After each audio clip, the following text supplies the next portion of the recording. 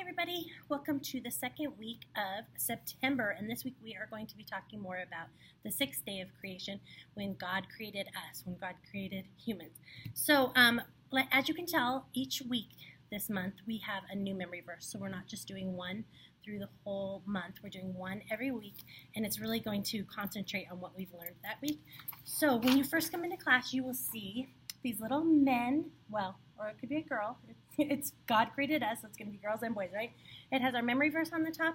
It says, God created me, and the kids are just going to use crayons, pencils, colored pencils, whatever they need, whatever they want to do, and make it look like them. So they can, obviously, I'd put curly hair on it. People would know it was me just from the curly hair. That's how all the kids draw me when they draw me and give me pictures.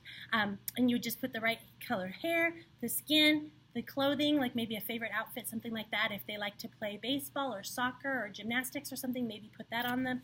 And just really make that, have the kids take that home with them and really learn that verse. Then you'll go into story time, and as I said, we're going to be learning about how God created man. We're going to be really focusing on the fact that God made us different. So he did all of creation in 6 days and then rested on the seventh day. But then that sixth day, he made something very special, something different, something in his own image, and we're going to be talking about that. So if you're the storyteller, tell that, as always, however you'd like to tell that, but it is written out for you in the curriculum if that helps you. Then you'll go through your worship and your offering and your blessing. And then, of course, you have your review questions for after the story. And then we have another activity back in class before you go into prayer time. So your activity involves some Smarties. So each child will get some Smarties, right? 5 Smarties, and you'll put them on a paper plate. And what they need to do is they need to take a straw, and they need to take the Smarties from one paper plate and move them to the other. We're just talking about how God breathed his air into us, and his breath is inside each and every one of us, and we are made in his image, and how awesome our lungs are, and we're just going to be showing things that we can do with our lungs, which is funny because I have no lungs right now, no lung capacity with this mess going on in here, but this is what I decided to do. I'm not sure, I must have had lungs on the brain.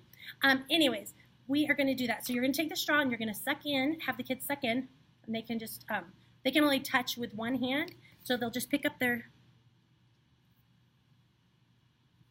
just like that, Smartie with the other one, then they'll put it in the other plate.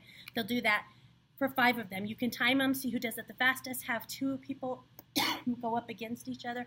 However you want to do that in your class, have them just do that and then talk a little bit about how God created us and breathed life into us. Now the straws that you have, they have an end where it's like a bendable straw. I myself wasn't able to get enough suction to do it with the full straw, so I cut the one that I'm using. Now I cut that little suction part off, but then I remembered that my lung capacity is not at its best right now, and so maybe some of the kids can use that. It might add a little bit of a challenge, so I left them on there. But if you find after your first couple of kids that they're having difficulty, they're not able to use the suction with that little bendable part, just cut it off. And then, of course, throw the straws away when you are finished, or let the kids just take them home with them. So that's what we're going to do. Then you go into prayer time, and then next week we're going to be talking about the fall. So if the kids want to get ready for that, they can move in their, you can get them ready, talk a little bit about what's coming up next when sin entered the world, and they can find that in their Bible. So thank you so much. If you have any questions, as always, just email me or call me or let your campus supervisor know. Hope this helps you to plan your lesson, and have a great week, and happy Sunday and Saturday night teaching. Thanks.